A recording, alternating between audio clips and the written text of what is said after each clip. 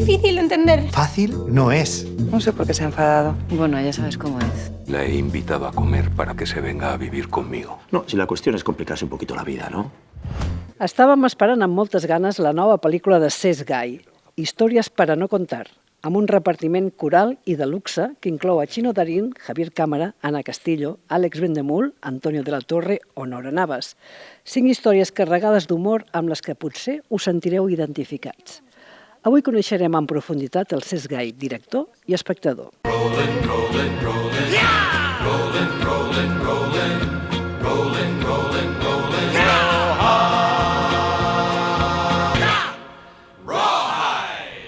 Las estrellas de cine, Andrés, que somos así. Bon dia, Cesc. Bon dia, Pere Vall. Tu que fas comèdies, explica'm un acudit. Hòstia, em vaig escoltar un cop que m'agrada molt que va explicar l'Al Pacino en el David Letterman. Saps aquell programa que tenia el Late Night del David Letterman? Com anava? No ho sabré fer. Era un esquelet que entrava a un bar i demanava una cervesa i una mojo. Em va agradar molt. I l'explicava i es va quedar tothom i ell es pixava al Pacino. Un altre? No, això soc incapaç ja. Amunt ja... És que no soc d'acudits jo, sempre he sigut tímid i llavors no. Per això volia provocar-te. És que no ho sé. No sé, m'ha vingut aquest. Però aquest Al Pacino està ben lligat amb el fet del cine i tot. Les teves pel·lícules són 50% drama, 50% comèdia, 70 comèdia, 30 drama, 80 i 20... Depèn de la pel·li. Depèn de la pel·li. En aquesta que estem aquí avui parlant... Sí, Històries per a no contar. Què és? Històries per a no contar. Jo diria que és 70 drama, 20 comèdia i 10 paròdia. No estic gens d'acord. Digues. Jo crec que és 70 comèdia i el resta el que vulguis. El que passa que és un tipus de comèdia, això és un altre debat. Hi ha molts tipus de comèdia, però està escrit... Jo l'he escrit molt des de la comèdia i l'he pensat molt des de la comèdia. Per tant, sí, reivindicaré que un 60. Pot donar un 60, almenys. Fem un viatge als teus cines d'infantesa. Quins eren? On anaves? Al Passeig de la Bona Nova, com es deia, l'Spring. Havia anat allà. Jo també. Havia anat a... La meva mare anava molt al carrer... Jo crec que era Travessera de Gràcia. Pot ser que hi hagués un cine Travessera de Gràcia? Delícies. El Delícies. Doncs tinc aquests dos, potser... Jo no anava mai al cine. A casa meva no anàvem al cine. I vaig començar a anar... Quan vaig començar a fer Super 8 amb la màquina del meu pare, llavors vaig dir, hòstia, això què és? I llavors vaig tenir la sort, vaig entrar a l'EMAF, i a l'EMAF els estudiants ens donaven un carnet de la Filmo, que estava a Travessera de Gràcia, i llavors vaig començar a anar allà, però cada dia. Era un lloc també de col·legues, de nòvies, de tot això. Però hi anàvem tots, perquè clar, tenia carnet. Llavors els meus amics esperaven a fora i anaven entrant tots amb el meu carnet i fèiem trampes. Mira, t'anava a preguntar per nòvies. A quin cine el vas portar? La primera nòvia? Quina pel·lícula? Tampoc crec que hagi fet això gaire, No he associat mai el romanticisme al cine. No ho sé. Em sap greu, però no tinc aquesta resposta. La pel·lícula que més cops has vist? Lawrence d'Aràbia. La pel·lícula que a tothom li agrada menys a tu? Els musicals. No puc amb els musicals. No puc amb els musicals. No sé. Em poso molt nerviós. No suporto. Alguna hauré vist que potser m'hagi agradat, però no puc. I veig que la gent els disfruta i jo no puc. I menys al teatre. I em sembla una feina increïble, perquè quan veig el que fan...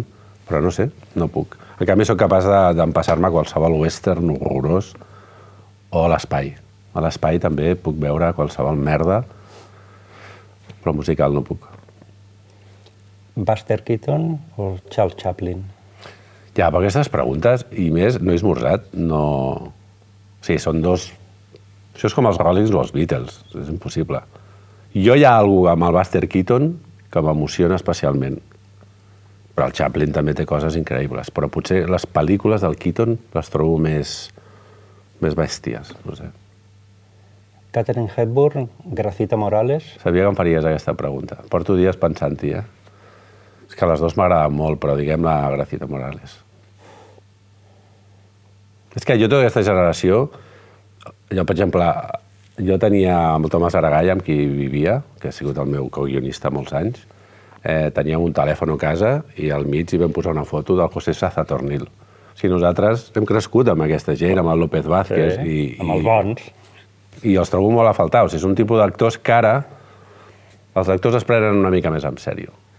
I hi havia alguna d'aquells actors que anaven a un altre lloc que era molt maco. O sigui, tot el vincle que tenies amb ells, no? Sobretot els comedians com aquests. Alfredo Landa, Rafael Aparicio... Hi havia moltíssims. Florinda Chico... Suposo que és el cine que veia petit a casa, a la 2 o allà on els fessin, però eren espectaculars, aquests tios. Sí. Billy Wilder o Berlanga? No, també això no m'ho pots... O sigui, m'estàs parlant de dos tios que estan a la llista dels directors que més... O sigui, la Berlanga, evidentment, dels directors que més he vist aquí. I el Billy Wilder també té una llista... Aquesta no te la puc contestar. Empate. Passem del riure al plor. La pel·lícula amb la qual has plorat més?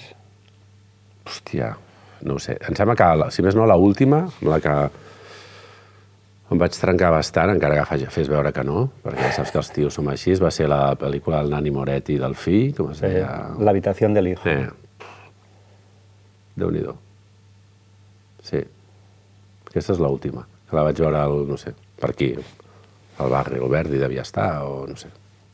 O aquí, al cinema Girona, em sembla que va ser. I tant. No t'imagino anant a veure pel·lícules de la Marvel o pel·lícules amb molts efectes especials, o potser pels fills, si has anat.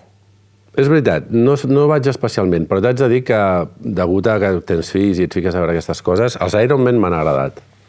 Reconec que el Robert Downey és un actor que m'agrada molt i són guions que els trobo molt, en general.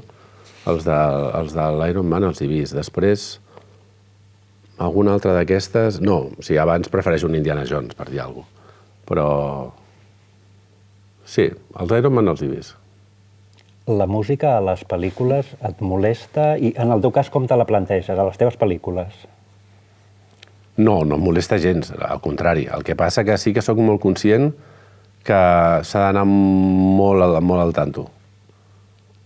Quan entra la música a la pel·lícula, canviar la pel·lícula. Mira, abans d'ahir vaig veure el documental que hi ha filmint de l'Ennio, Morricone, que es diu Ennio, que és meravellós i és una lliçó de cine, i te n'adones del poder, no? De com aquest tio, sobretot les coses que feia ell, amb tot el que feia amb el Sergio Leone, no? I tot això, canviava les pel·lícules. Les pujava en un lloc que possiblement aquell spaghetti western mai hagués anat allà dalt, no? En tots sentits. Llavors tinc molta cura de... Jo faig moltes proves abans amb coses no composades, sinó que sé que no compraré. Recordo una de les primeres pel·lícules que vaig fer a Nova York, al Hotel Room, que no ha vist ningú. No sé si... Jo sí, Tu sí, bueno, a part de tu. Vaig posar, no sé, tenia una banda sonora que hi havia des del Duke Ellington a, no sé, hi havia del Sinatra. I, evidentment, però em va servir per entendre on volia anar, després vas baixant, no? Has d'anar molt al tanto, només dic que has d'anar molt al tanto, perquè si et passes és com amb la sal, una mica, i llavors es tracta de tenir, clar, un bon compositors, i a part de compositors, que és una figura que aquí no existeix gaire, i jo tinc assessors musicals, que dic jo, gent que et proposa coses. No? Jo treballo molt amb el Xavi Salvà, el Xavi és un editor musical de Catalunya Ràdio, ja des de Crampac, és un tio que sempre m'ha dit prova això, i després potser no pots comprar-ho, però trobes una cosa similar. Bueno, has de fer molta prova, no? Rosalia i Zetangana apareixeran en la banda sonora d'alguna pel·lícula teva? Potser sí. El Tangana m'agrada molt. Escrius els guions amb el Tomàs Aragall. Com us repartiu les tasques? Quina és la vostra especialitat d'un i de l'altre? O no teniu? Depèn de la pel·lícula. Ell és més fort en una cosa i tu en una altra? Bàsicament jo treballo. Sí? I ell s'emporta el crèdit i la pasta. És així, és la nostra relació. Som amics. Llavors és un... I ara està a València i m'ha dit que no té ganes de treballar. O sigui, imagina't. M'he quedat a estar a València amb els seus projectes. Bàsicament, jo soc qui escriu els guions. El que passa que el Tomàs m'acompanya, com diu ell. M'acompanya des del dia que començo a explicar-li i quan a ell li va bé, a veure, què vols, què fas, què penses? Llavors, em posa ordre, saps? M'ajuda molt el fet d'explicar-li a algú què estàs fent i després, evidentment, les seves aportacions a partir d'aquí. Ell és molt bo, el Tomàs, en entendre la pel·lícula que estàs fent, per on t'estàs equivocant, si te'n vas a nivell d'estructura o a nivell de trames cap a llocs que no hauries d'anar. Té aquesta visió des de fora que li permet analitzar això. Després sóc jo més qui pica pedra i sobretot qui dialoga. Això sí que ho faig jo. Això t'anava a parlar dels diàlegs, a Històries para no contar, Nora Navas, Alexandra Jiménez i Maribel Verdú, impecable i implacables. Bueno, perquè són... Jo crec que la comèdia exigeix una escriptura molt estricta. Pot ser una comèdia on els actors improvisin, però així com en el drama crec que li pots deixar a l'actor una mica més d'espai perquè s'ho faci seu, la comèdia a vegades ve d'un pro. Si no poses un pro al final d'una frase, potser l'altre ja no té la rèplica que li has escrit, no? Vull dir, és més mecànic. Això ho he après, o m'ha passat darrerament en els últims anys, el fet d'haver-me atrevit a fer teatre. L'escriptura per les 2 obres de teatre que he fet m'ha ensenyat a ser molt precís amb el diàleg i també que l'actor entengui que l'ha de respectar molt, no? Més que si potser estàs fent, no sé, una altra pel·lícula, sobretot no tan còmica. Com a cineasta ets un moralista, jutges, perdones, comprens els teus personatges tot alhora? Jo quasi mai hi he escrit res, ni cap personatge que no defensi, que no estimi, que no apreci, i encara que els posi en situacions lamentables, com tots aquests personatges de Històries para no contar, jo de veritat que els defenso i me'ls emporto a casa. Em costaria molt escriure un personatge que no m'agrada. Potser per això tinc problemes o mai m'he acabat de poder escriure un altre tipus de cine. Perquè si escric un cine d'un, no sé, d'un assassí, jo me l'haig de fer meu, si no m'és molt difícil. Sí. Jo sí en tenia. Tu tenies pòsters de pel·lícules de petit, de jove, al dormitori? Quins? De cine, no. Jo era molt futbolero i sobretot de música. Jo era molt de música. Del cine, potser de petit no. Ja quan me'n vaig anar a casa, a partir dels 20 anys, sí que em vaig fer...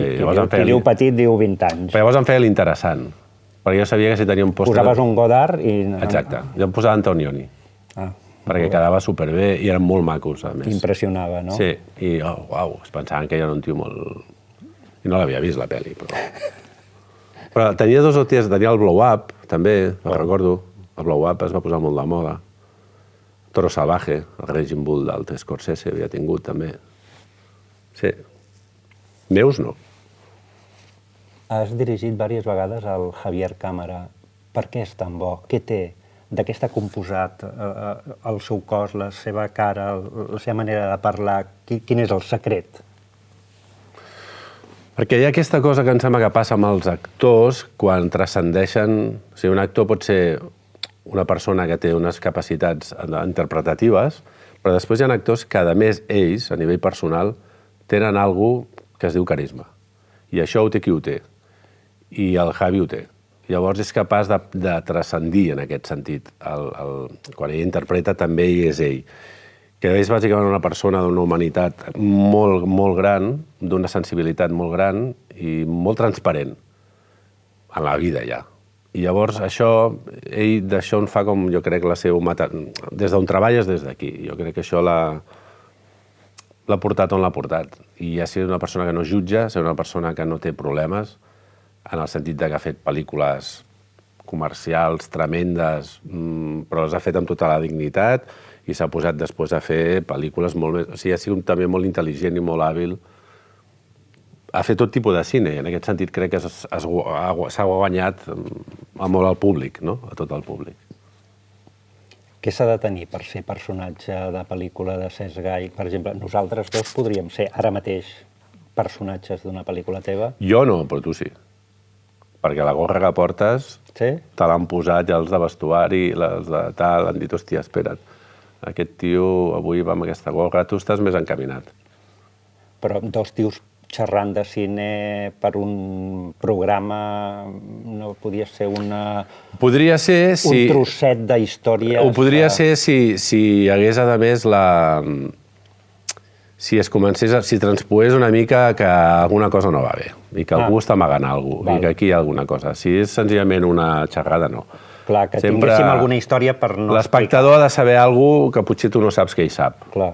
Això vull dir. Sí, està molt bé, m'agrada. Que segur que tu tens coses així. No, tant de bo. No. No. Et costa decidir-te pels pòsters de les teves pel·lis?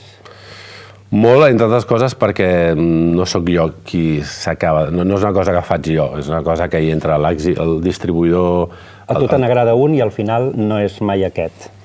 Diguéssim que és un espai que t'has de trobar i posar-te d'acord, ja et dic, amb el teu productor, amb el teu distribuïdor, diversa gent opina, i bueno, no és una cosa que faig jo i que decideixo jo. En aquest sentit, les coses consensuades, doncs, bueno, tenen això, que són consensuades. Jo t'imagino més sobri i que després et diuen fem-ho més comercial. Sí, i possiblement tenen raó. I llavors, per això t'ho dic, que jo... Que es vegi més l'Eduardo Noriega. Sí, o hi ha coses en el cine, vull dir, hi ha coses que jo no és el meu, i el meu no és vendre. Amb la qual cosa, no en sé. I com no en sé, també la gent que en sap et diu, aviam, s'ha de fer així, potser això. Bueno, està bé, hi ha molta gent involucrada en una pel·lícula. Això és l'important, no? Que tothom faci la seva feina. I alguna vegada alguna cadena, algun productor, afortunadament tens productors molt guais, però t'han dit, fes una cosa que es pugui vendre més a nivell ja de pel·lícula i de guió i de producte. No, la veritat és que no. Potser pel que dius, perquè ja he establert una relació de treball amb la Marta Esteve des de fa molts anys, que ella també, entès que jo vull fer aquest tipus de pel·lis, ens ha anat prou bé des d'aquest caminar i, evidentment, si es vol fer un cine més comercial, hi ha altres directors que ho faran molt millor que jo. Quina és la teva fila preferida del cine? A darrere. Jo sempre em poso bastant a darrere i al passadís, per estirar les cames i això. Però m'agrada... Sí, hi ha gent que li agrada més a prop, jo reconec que no. Encara tens cintes i l'aparell de VHS a casa? No, i mira, aquest cap de setmana he començat a llançar CDs ja, i DVDs. Home, no. Jo et puc dir gent que... No, vull dir, els estic posant en caixes i algú ho faré. Però és que... No, el container no, eh? Sempre hi haurà algun col·leccionista, algun Diògenes... Els discos els vaig portar, els vaig regalar a aquella botiga, aquella travessera de Gràcia, que és com una mena d'antiquari. Sí. Doncs els vaig portar allà, perquè, evidentment... Però és que els tinc allà, dic, fa 15 anys, 20 anys que estan aquí, que m'estan ocupant tot aquest espai, i és que no té cap sentit. No tornaré a posar un CD. De fet, tinc un DVD que és que ja no el tinc ni connectat. És que qui veu DVDs? Tu veus DVDs? Molt. I amb les plataformes i tot, és que, no sé, no veig, no sé. Fa molts anys, ja et dic, i ara em sembla que, si vols, faig una caixa i te'ls acosto. Quedem després. Exacte. Sí.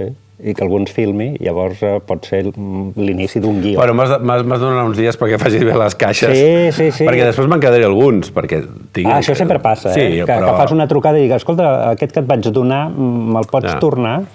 No, i per explicar, però vull dir que te'ls mires així, no sé. Jo crec que els meus fills sí que algun cop potser se'ls han posat, però és que eren molt petits ja.